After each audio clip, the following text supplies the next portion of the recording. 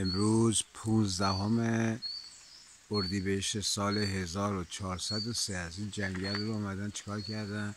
آسفالت هم کردن و من صبح اومدم تو این جنگل. مه بسیار زیبا، هوا لطیف ها. این جنگل لاویچ، بعد خیلی منظره جالب. ساعت 8 بچه ها خوابن. ببین چقدر جالبه، جای همتون خالی، واقعا لذت داره. ببین نگاه کن آسمونو، بارون هم داره میاد، نه که بارون نیاد. واقعا با صفاست. جای همتون خالی، ایام به کام باشه. بسیار زیبا.